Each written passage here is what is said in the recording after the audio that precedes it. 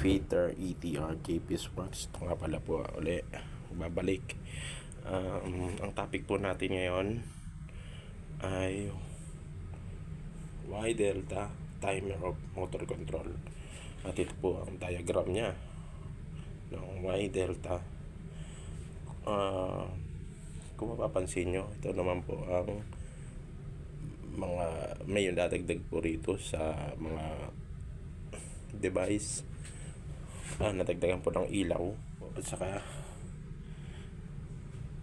ito po ang breaker nya, dalawang push button at 5 na po ang indicator light, isang volt, isang stop, isang main contactor, isang delta at isang Y. Nadagdagan na po siya. Ayan po, ito po yung main contactor, Y, delta at Y, at isang timer.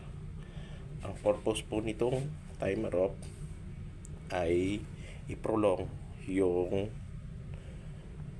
lifespan ng timer. Pwede siyang tanggalin kapag naka-auto run na siya. Sa connection po, ganoon na naman po ito. Magmula sa line 1 sa line 2. Sa line 1 connect yung stop, tapos diretso sa start. Yung isang line papuntang number 13 at isang line puntang number 14 ng magnetic contactor. Ito naman po diretso po ng number 14 contactor, tapos lumabas sa A2, diretso sa 95 ng thermal overload relay, and sa ilalim lumabas sa 96 at dumiretso po sa line 2. Ayan po pangalawang line. Ayan po yung nadagdag po pala itong mamaya na po. Ito po unang ilaw ng main contactor. Tapos sa timer, pangalawa itong line na ito, timer pumasok sa mula sa A1 na rin yan. Nag-jumper ako sa A1 papuntang number 7. Tapos lumabas ang line 2 papunta naman sa number 2. Lumabas sa number 2 papunta sa 95. Ayun po yan, 95 ng thermal overload relay. Naka-jumper na po kasi lahat sila. Ayan, naka-jumper na, kaya dito na yung connection nya. Jumper na siya lahat. Tapos pangatlong line,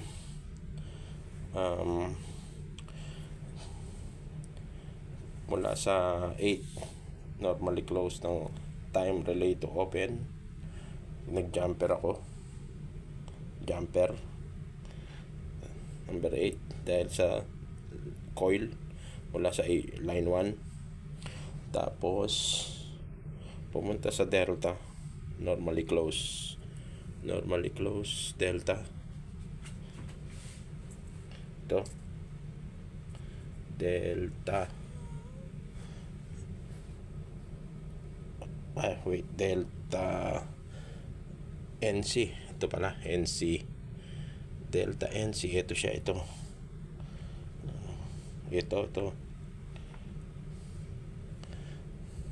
ay number 5 pala. Ito number 5, yun ang dumiretso sa delta, yun from number 5. At yung kabila naman dumiretso sa line 1 ng Y, A1 ng Y, ayun. Tapos lumabas sa A2, ganun pa rin, papunta pa rin sa line 2 yan. Yan ang mga jumper nya, papunta sa line 2.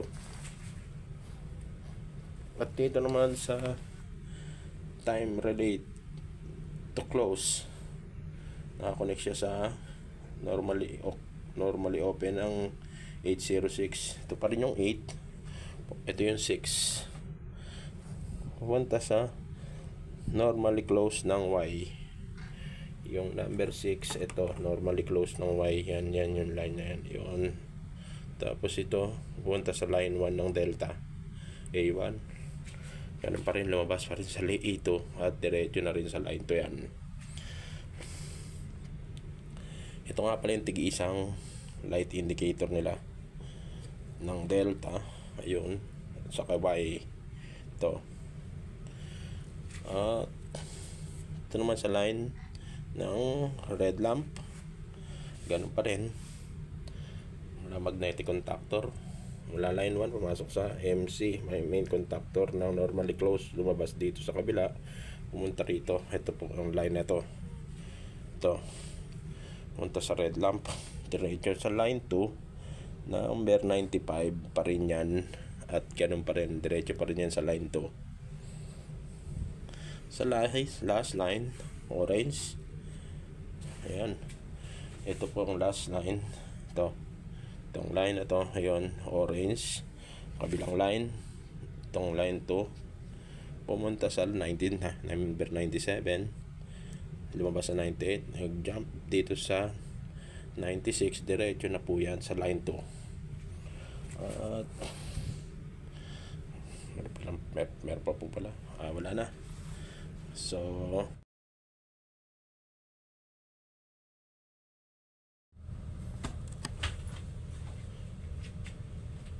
i-testing na po natin ang demo.